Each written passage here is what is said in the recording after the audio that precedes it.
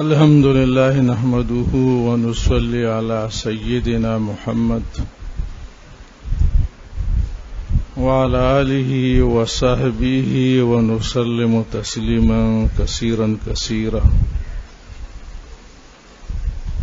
أما بعد فأعوذ بالله من الشيطان الرجيم. بسم الله الرحمن الرحيم. البحث الثاني في تدوين الحديث.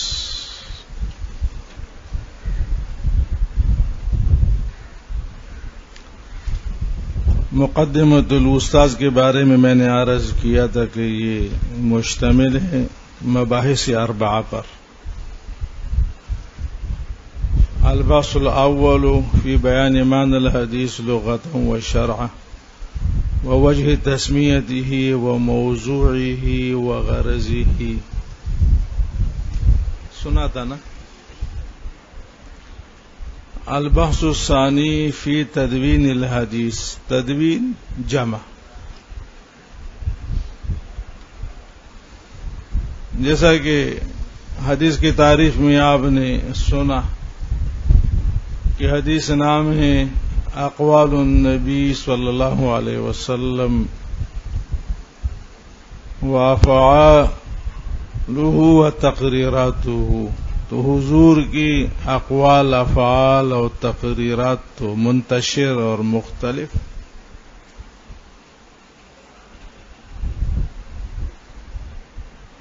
تو اس کی تدوین اور جمع اور تالیف کیسے؟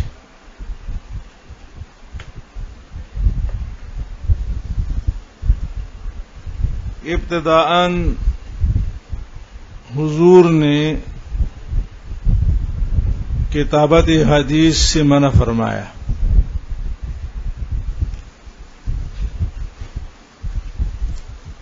صحیح مسلم میں ابو سعید خدری رضی اللہ تعالی عنہ سے روایت ہے. قال قال رسول اللہ صلی اللہ علیہ وسلم لا تكتبوا عني.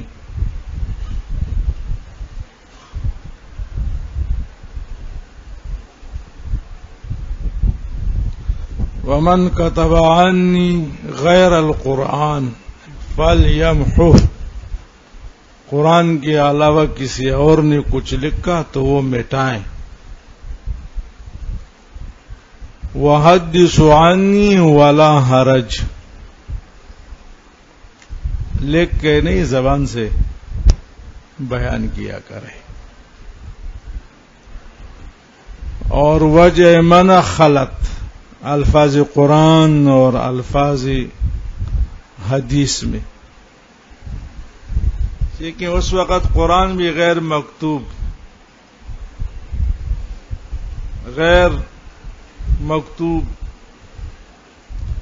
اور حدیث بھی. تو اس طرح پتہ پھر مشکل تھا کہ یہ قرآن ہے یا احادیث.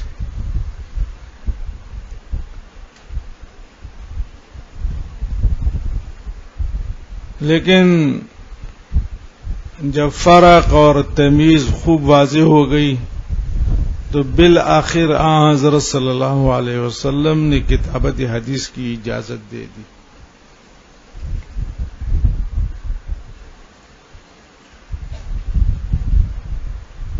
ابو داؤد میں حضرت عبداللہ ابن عمرو ابن عاص سے روایت ہے. قال قلت یا رسول اللہ اکتب کل ما اسمع. اکتب کل ما اسمع. اجازت ہے لکھنے کی؟ قال نعم. جی.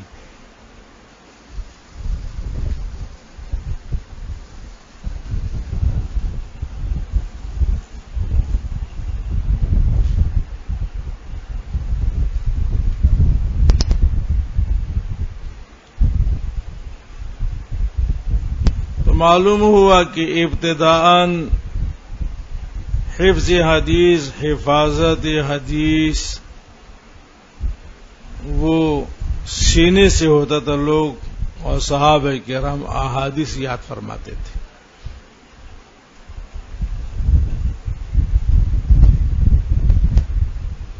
کتابت ممنوع، لیکن آخر میں اجازت دے دی گئی۔ پھر کتابت حدیث یا حفاظت حدیث تصنیف کی صورت میں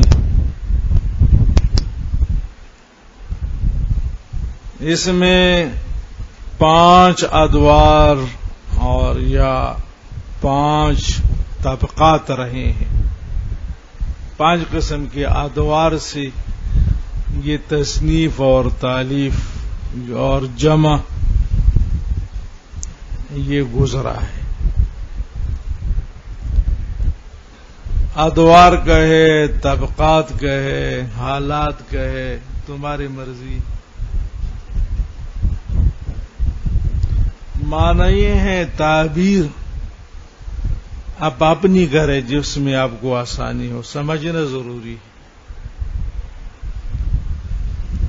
تو تالیف اور تصنیف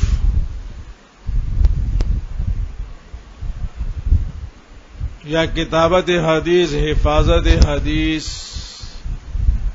تصنیف کی صورت میں اس پر 5 ادوار گزرے ہیں یا اس کے 5 طبقات ہیں۔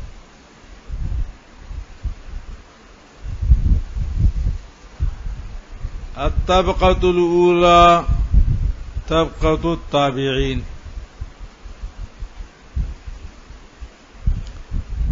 اس طبقے اور اس دور کے امیر المؤمنین عمر ابن عبدالعزیز رحمت اللہ علیہ نے امام محمد ابن مسلم ابن شہاب الزہری، امام محمد ابن مسلم ابن شہاب الزہری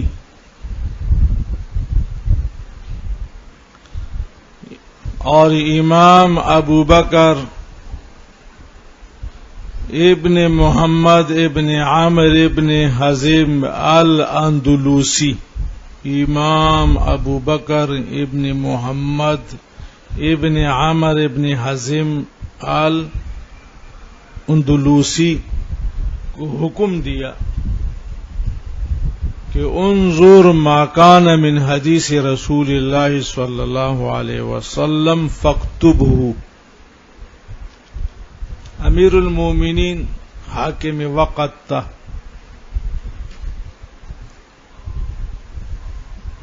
کہ انظر ما کان من حدیث رسول اللہ صلی اللہ علیہ وسلم فاکتبہ، تلاش کرو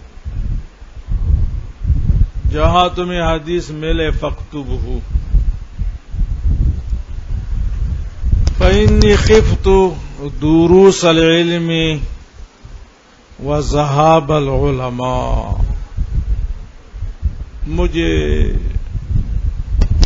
خطرہ پیدا ہوا ہے دروس العلم،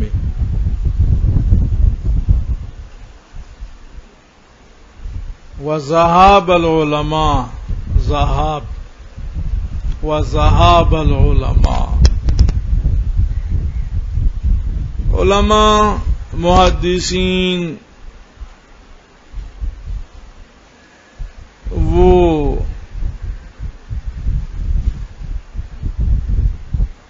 ختم ہوتے جا رہے ہیں، تو علماء کے جانے سے علم مٹ جائے گا، مٹنا، دروس العلم، علم مٹ جائے گا، علماء چلے جائیں گے، خطرہ ہے، خطرہ۔ اب تلاش کرو، انظر کا کیا معنی؟ تلاش کرو، دیکھو ما کان من حدیث رسول اللہ صلی اللہ علیہ وسلم فاکتبہ فإنی خفت دروس العلم وذهاب العلماء۔ ایسے ضیاء پڑھتے ہیں لیکن یہ اغلاط مشہورہ میں سے ہے، اصل مصدر ذہاب ہے، ذہاب۔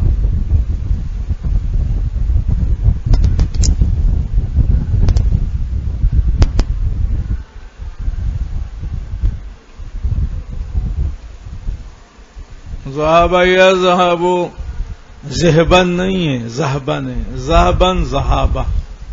بات سمجھ رہے ہو؟ یہ تو عمر ابن عبدالعزیز کا مقولہ تھا، لیکن آپ نے مجھے بڑے غور سے دیکھا. پتہ نہیں.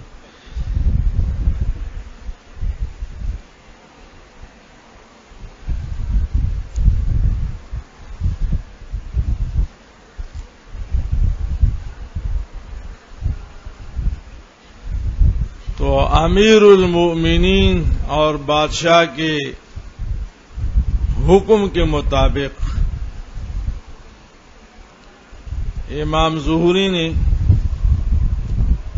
اور امام اندلوسی دونوں نے احادیث جمع فرمائی، اور مشہور یہ ہے کہ اول المدونین ابن شہاب ظہوری ہے.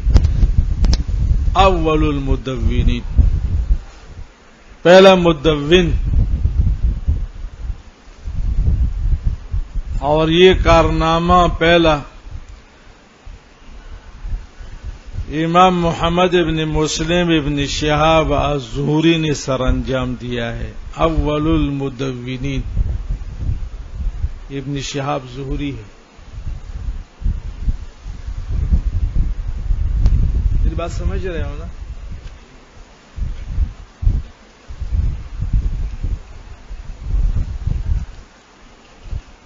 یہ بڑی بنیادی باتیں ہیں. ایک جگہ انسان سمجھے، ہر جگہ دورے میں یہی چیزیں ہوتی.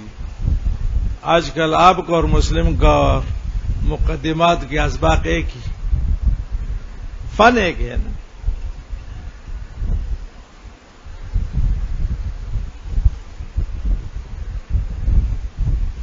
مشکات میں تو مرفوعات اور منصوبات اور مجرورات اور توابع تو آپ کو نہیں بتائیں گے کہ فاعل مرفوع کیوں ہوتا ہے اور مفاعل منصوب کیوں. یہ چیزیں تو ختم ہو گئی. کیوں؟ ارے کیوں والی باتیں ختم ہو گئی.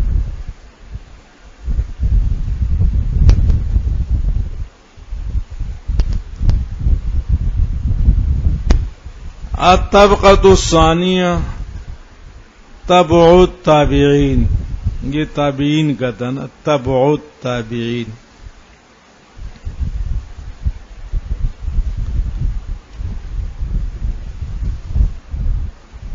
اب یہ ترقی ہے، اس موضوع میں ترقی ہے، کام جاری ہو گیا. اس طبقے کے علماء نے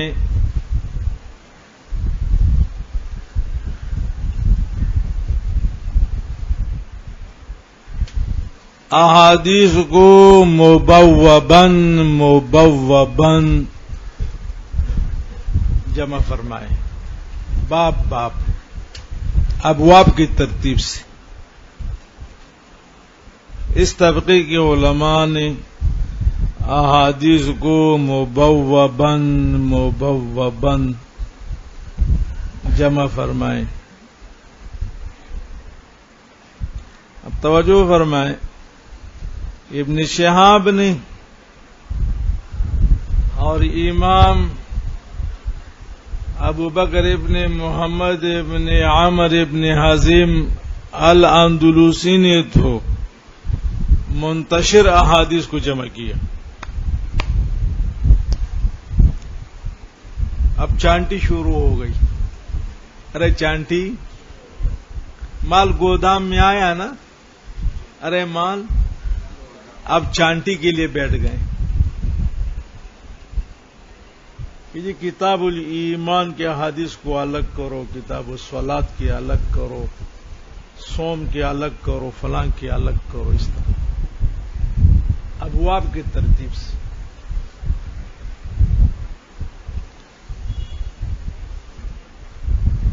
چنانچہ اس موضوع پہ اس وقت کے مختلف علاقوں میں علماء نے کام کیا.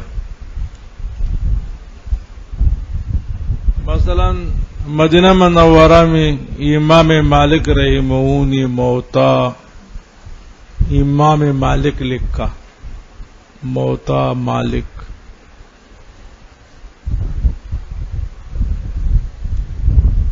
مکہ مکرمہ میں ابن جریج نے اس موضوع پر کام کیا.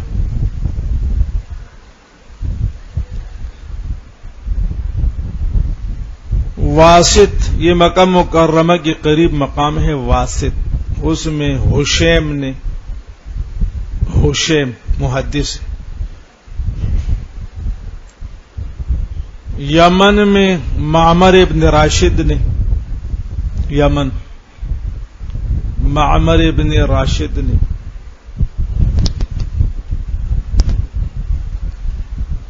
خراسان میں عبداللہ ابن مبارک نے.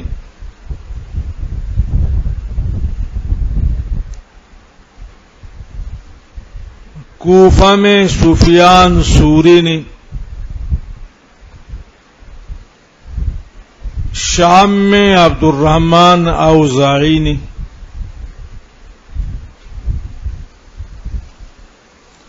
بصرہ میں ربیع ابن سبیح نے. رائے مقام کا نام ہے. رائے مقام میں جریر ابن عبد الحمید نے کتابیں لکھی. مختلف علاقوں میں مختلف محدثین نے اس موضوع پر کام کر لیا. کام کا انداز اپنے حساب سے، لیکن کام کی نوعیت ایک ہی. مبوب، بات سمجھ رہے ہیں؟ مبوب ابواب کے اعتبار سے.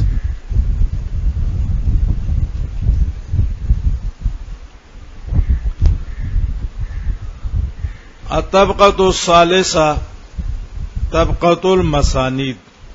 الطبقۃ الثالثہ طبقۃ المسانید.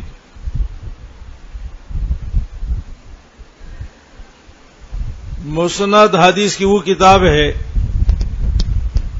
جس میں احادیث صحابہ کرام کے رتبے کے اعتبار سے یا حروف ہجا کے اعتبار سے یا تقدم اور تاخر اسلام کے اعتبار سے ذکر ہو. انشاءاللہ پڑھیں گے. اور مشکات کی مقدمے میں ہے، جامع ہیں اور مسند ہے. یہ حدیث کی قسمیں ہیں. جامع حدیث کی کون سی کتاب ہے، مسند حدیث کی کون سی کتاب ہے، یہ پڑھیں گے انشاءاللہ. اصول حدیث انشاءاللہ حضرت مولانا لعل اور مرجان.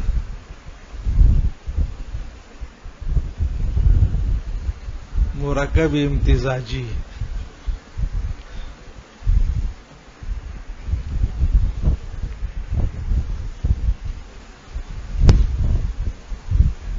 اللہ اکبر. بات سمجھ میں آئی؟ تو الطبقۃ الثالثہ طبقۃ المسانید. مسانید جمع ہے، مسند مفرد ہے. مسند حدیث کی وہ کتاب جس میں احادیث صحابہ کرام کے رتبے کے اعتبار سے، صحابہ کے رتبے میں فرق ہے نا. صحابہ تو سارے ہیں، لیکن ہر صحابی کا مقام کچھ اور ہے.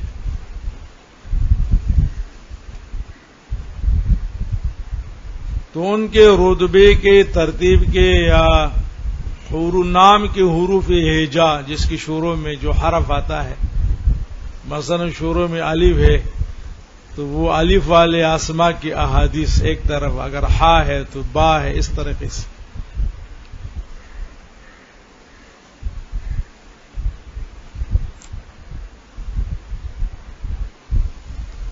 جس طرح اسماء الرجال، رجال کے کتابوں میں رجال کی تحقیق اس طرح ہے. مثلا عبد الرحمن کو آپ نے تلاش کرنا کہ یہ کون، تو وہاں عین. جن اسماء کے شروع میں عین تو وہاں سب ترتیب وار جاری ہے، فلانا فلانا فلانا.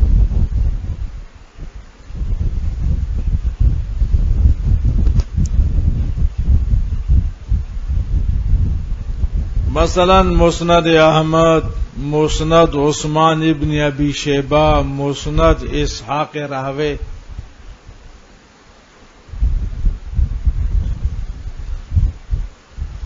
ان حضرات نے اس طریقے سے کام کیا ہے، احادیث کو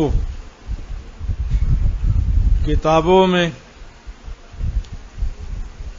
صحابہ کرام کے ترتیبی رتبے کے اعتبار سے یا آسماء کے حروف ہجا کے اعتبار سے یا صحابہ کرام کے تقدم اور تاخر اسلام کے اعتبار سے ایک ساتھ مسلمان نہیں ہوئے نا.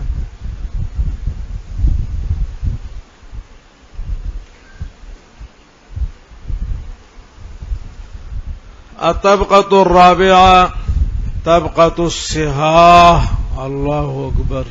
طبقۃ الصحاح، صحاح ستہ جو آپ کے دورے کے نصاب ہے.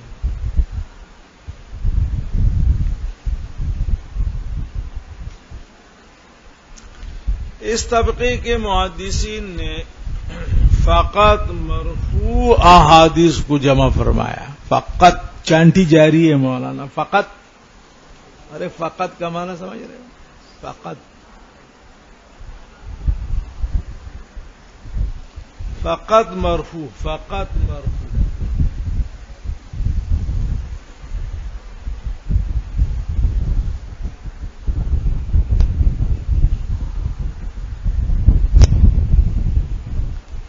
اور ائمہ صحاح میں پہلا کام امام ابو عبداللہ محمد ابن اسماعیل البخاری نے کیا. امام بخاری رحمہ نے صحیح بخاری مرتب فرمائی،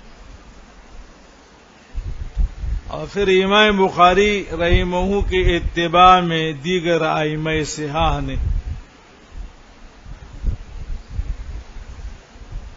کام کیا.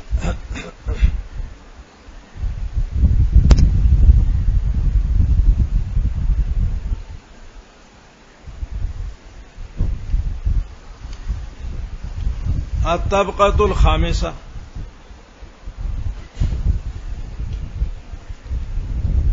طبقۃ المتأخرین.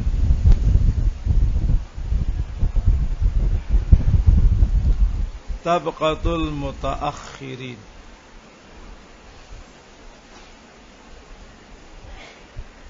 متأخرین محدثین نے بحذف الاسانید احادیث کو ذکر کیا. بحذف الاسانید،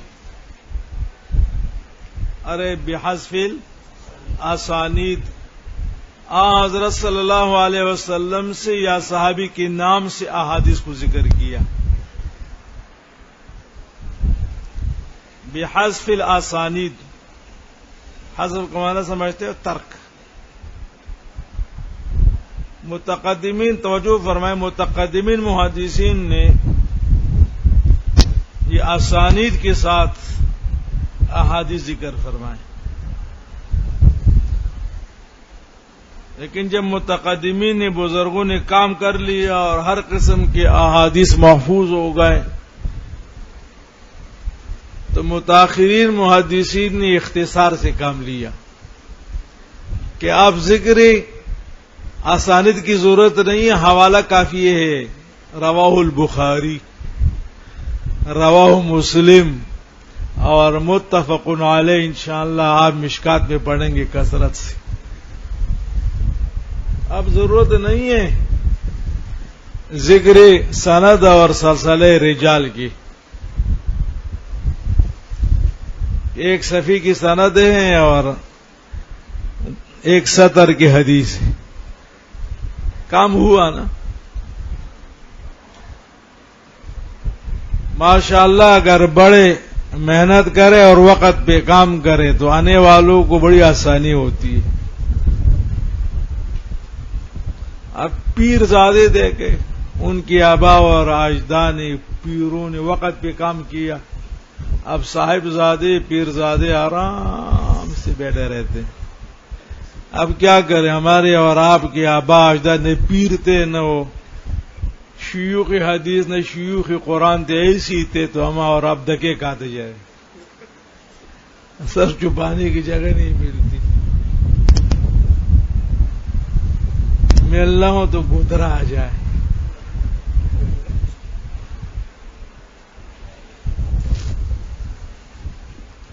لیکن انشاءاللہ آپ کے بچے ان کو حرام. ہاں جی، آپ کے بچوں کو حرام.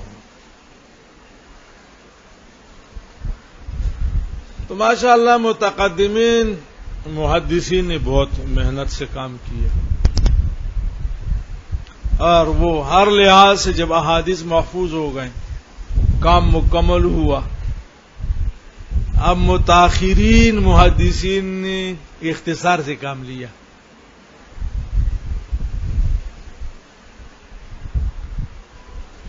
اور احادیث کو بحذف الاسانید عن النبی یا عن ابی ہریرہ وغیرہ وغیرہ سے ذکر کیے جس طرح کے. چنانچہ اس طبقے کے محدثین اور علماء میں امام علامہ محی السنہ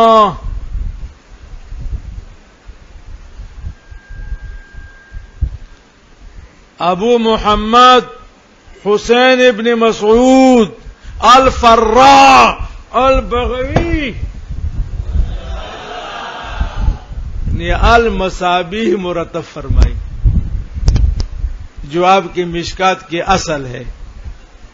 المصابیح یاد رکھو، یہ اصل ہے. مشکات المصابیح کا،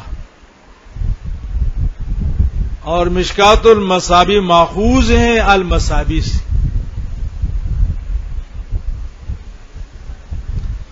یہ مقدمے کی باتیں ہوتی ہیں، لوگ سنتے نہیں ہیں. جب دورے میں امتحان کے لیے آتے ہیں اور سوال ہوتا ہے کہ جی مشکات المصابیح کا اصل کیا ہے،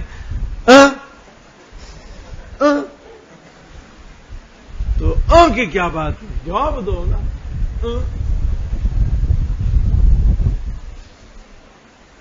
ایک نے کہا میں نے کہا ادھر جاؤ یار، گنٹی بجا رہے ہو، تو گنٹی ہے.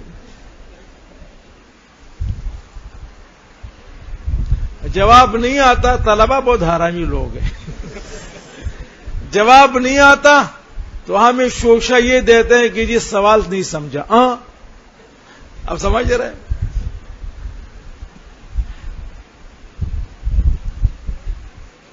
مطلب جواب تو میرے پاس تیار ہے لیکن میں آپ کو سوال نہیں سمجھا.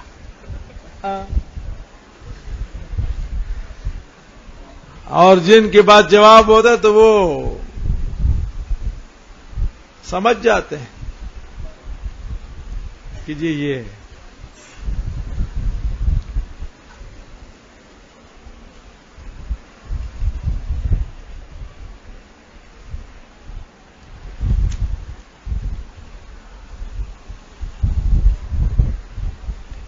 دورے میں پچھلے دن کچھ طلبہ آئے، اس میں 3-4 بالکل کمزور تھے.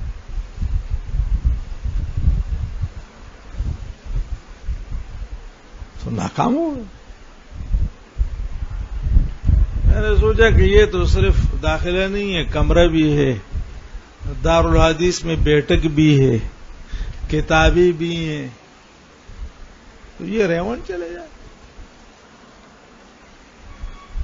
ریون چلے جائے، تاریخ جمیل سے فضائل سن لے. تو دوسرے دن آذروئے ہمدردی میرے پاس آیا اور کہا کہ وہ کل جو میرے ساتھ آیا تھا نا وہ بہت ناراض ہو گیا، اور یہ نہیں کہا کہ استاد جی یا مولانا زبیر یا یہ، کہا کہ یہ جو ہے نا کہ تم مجھے بہت پہلے سے جانتا ہے، میں نے اس سے پڑھا ہے، پتہ نہیں کہاں پڑھا ہوگا،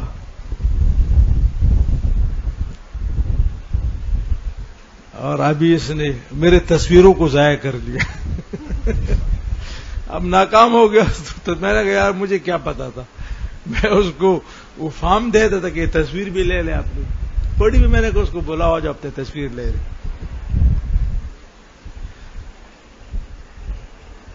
کہتے ہیں مجھے اپنی تصویروں کی فکر ہے، اس شخص نے میری تصویریں ضائع کر دی۔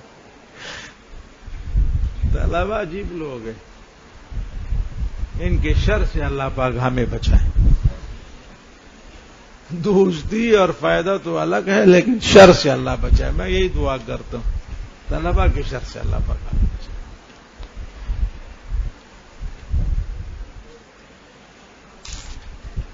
یہ واحد طبقہ ہے کہ نہ ان کے ساتھ دوستی مفید نہ دشمنی مفید۔ میں ہمیشہ اپنے ناظمین اور نگرانوں کو کہتا ہوں کہ زیادہ دوستی بھی نہیں کرے اور زیادہ پیچھے لگے بھی نہیں، بس توسط، امتاً وسطا، زیادہ طلبہ دوستی بھی نقصان دہ بہت زیادہ، اور ان سے نفرت اور دشمنی بھی نقصان دہ ہے۔ تو فرشتے لیکن ہمارے کسی کام کی نہیں ہے۔ آپ کیا چاہیے اس میں کوئی فرق نہیں ہے ماشاءاللہ، لیکن ہمارے کام کی نہیں۔ بہرحال اللہ پاک حفاظت فرمائے۔ اب کیا کریں، اب ہمارے حصے میں آ گئے ہو، اب اچھے ہیں یا برے، لیکن ہے ہمارے 1 سال تک، نہیں 2 سال تک، ہاں نا، ارے 2 سال تک۔ یا اللہ، میں ہمیشہ یہ کہتا ہوں کہ سادسہ اور ثابیہ ایک مدرسے میں پڑھ کے اور دورے میں جو لوگ دوسرے مدرسوں میں جاتے ہیں نا، اس کی مثال یوں ہے کہ ایک مہربان باپ کی بڑی خوبصورت بیٹی ہے اور بڑے ناز نخرے سے اس نے اس کو رکھا، تو تقاضا تو یہ ہے کہ اس کا رشتہ اور تمام چیزیں باپ طے کر لے، لیکن وہ کسی سے دوستی بنا کر کے بھاگ جاتی ہے۔ پشتوں میں اس کو ہم مٹیزہ کہتے ہیں۔ یہ طالب سادسہ اور ثابیہ وہ مدرسے کی ہوئے دوری لے بلی تزی لگا دے مٹیز لاڑشی، بھائی وہ شادی تو آپ نے کرنی ہے، دورہ تو آپ نے کرنا ہے، تکمیل ہے، لیکن اگر اس کی رخصتی رشتہ اور رخصتی باپ کے سرپرستی میں ہو جائے تو عزت ہے اور باپ کے لیے خوشی ہے، باپ خوش ہوتا ہے کہ چلو جی میں نے اپنی بچی کے سر پہ خود دوپٹہ ڈالا، کسی اور کے گھر بھیجا۔ لیکن اگر وہ کہیں کہ جی میں باپ کو تکلیف نہیں دیتی اور باپ اتنا سمجھدار نہیں ہے، میں زیادہ سمجھدار ہوں، اور کرنا تو یہی ہے، مشورے سے یا بغیر مشورے کے کام تو ایک ہی ہے، چلو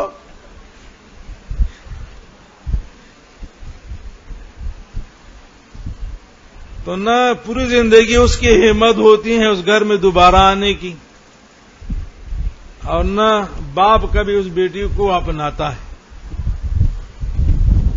سادسہ آپ نے پڑھا، ثابیہ آپ نے پڑھا، میں صرف یہاں کے لیے نہیں کہتا ہوں، کسی اور مدرسے کے طلبہ یہاں دورے کے لیے تو ان کے لیے بھی یہ کہتا ہوں۔ ثابیہ آپ نے کہاں پڑھا؟ جامعہ العلوم میں۔ دورے کے لیے بدر کیوں آ رہے ہو؟ وہاں یہ نہیں ہے، وہ اس کا کیا مطلب ہے؟ یہ اپنے اساتذہ پہ عدم اعتماد نہیں ہے مولانا، عدم اعتماد نہیں، لڑکی کے باپ پر اعتماد نہیں ہے، بھاگ گئی، مٹیزہ لاڑا۔ مجھے وہ لوگ اچھے نہیں لگتے، یہ کسبی علوم نہیں ہے، نسبتی علوم ہے. استاذوں سے شیوخ سے نسبت جتنی زیادہ ہوگی مضبوط ہوگی اتنا فائدہ ہوگا. کسی اور مدرسے کے دورے کی استاد وہ تو 1 سال کا استاذ ہے، جہاں آپ نے اولا سے پڑھا ہے یا خامسہ سادسہ سے پڑھا ہے وہ 3 سال کی استاذ ہے. دورے کے ساتھ 4 سال کی استاد ہو جائیں گے، یا اولا سے آپ نے پڑھا تو 8 اور 9 سال کی استاد ہو جائیں گے. کتنے نسبت روی ہے مضبوط. اور یہ کوئی فائدے کی طلب بھی نہیں کیا ہے کہ بنور ٹاؤن یا کسی اور مدرسے میں علمی فائدہ زیادہ ہوگا. ویسی اندرونی تکلیف کی بنا پہ کیا. مسجد ہے نا، مسجد ہے، اشاروں سے سمجھا کریں.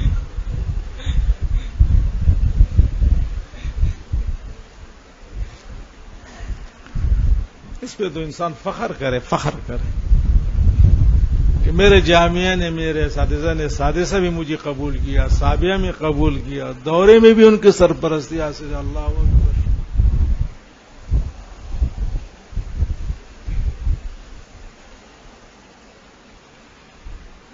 ہمارے علوم میں کسب کا زیادہ دخل نہیں ہے، محنت کا زیادہ دخل نہیں ہے.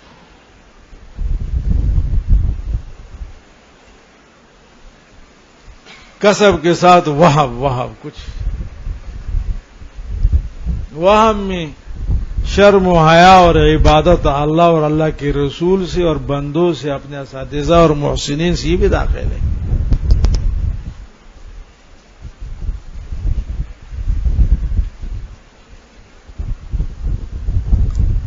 اور ہم تو اپنوں کا یہ خیال کرتے ہیں اگر آپ مقبول میں پاس ہے تو کسی اور مدرسے میں آپ کو داخلہ نہیں ملتا. یار یہ تو مقبول ہے.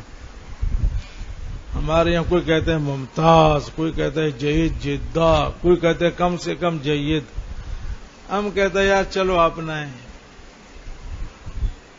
ارے اور اگر ایک پرچے میں فیل ہے تو چلو ضمنی دے دے گا، خیر ہے، اپنا بچہ ہے، اپنا ہے. لیکن تم نے کبھی ہمیں اپنا نہیں کہا، کبھی نہیں کہا. طلبہ عجیب لوگ، مٹیزک تھی، مٹیزک. اللہ اکبر، اللہ اکبر. اللہ پاک استقامت نصیب فرمائے. بعد یہ ہو رہا طبقۃ الخامسہ، طبقۃ المتاخرین. تو میں نے کہا متاخرین محدثین اور علماء نے احادیث کو بحذف الاسانید،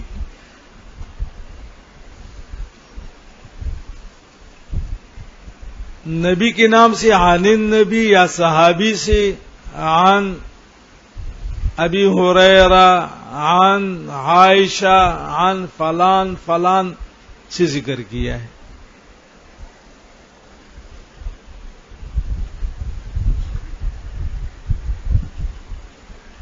اختصار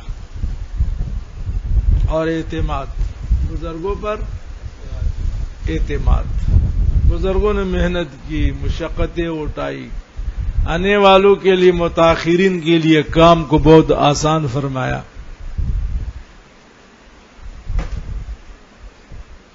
میں نے کہا اس طبقے کے محدثین میں سے علامہ محی السنہ ابو محمد حسین ابن مسعود الفراء البغوی نے المصابیح لکھی.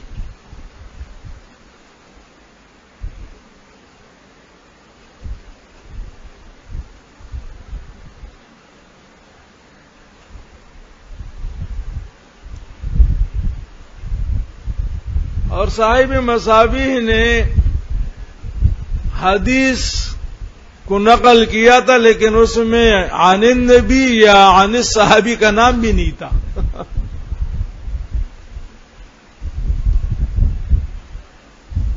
بس، اور نہ آگے کوئی حوالہ.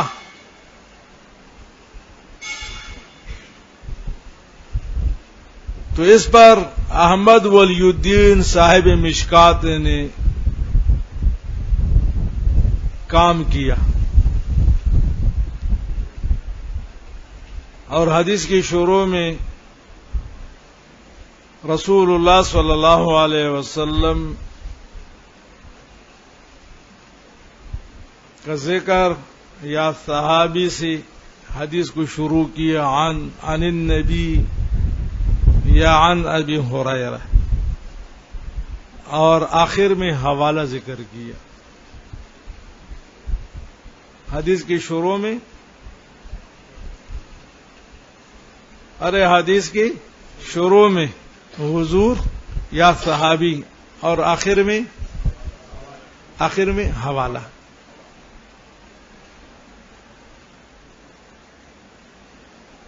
متفق علیہ رواہ البخاری رواہ مسلم رواہ ابو داود رواہ الترمذی رواہ البیہقی. یہ آپ دیکھیں گے انشاءاللہ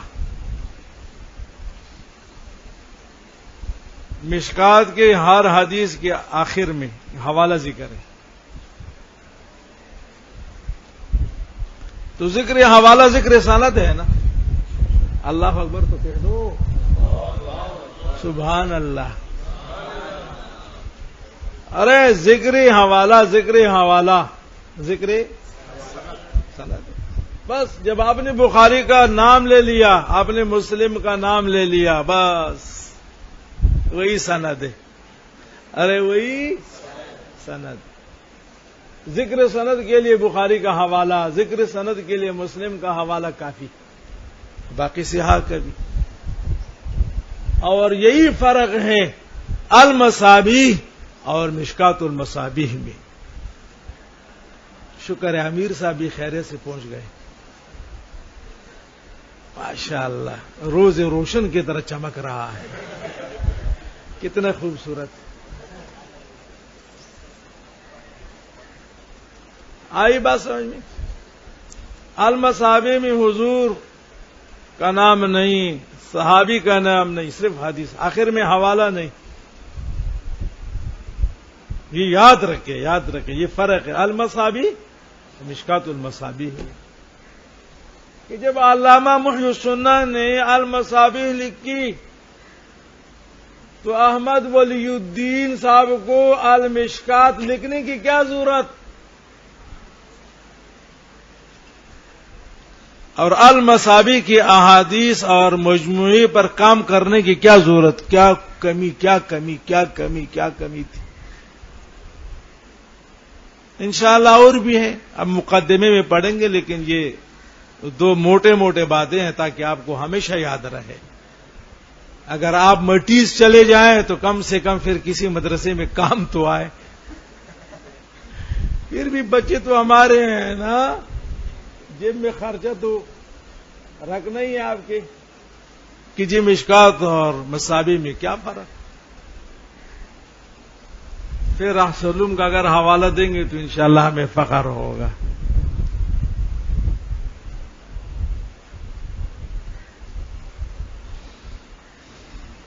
ٹھیک ہے بھائی.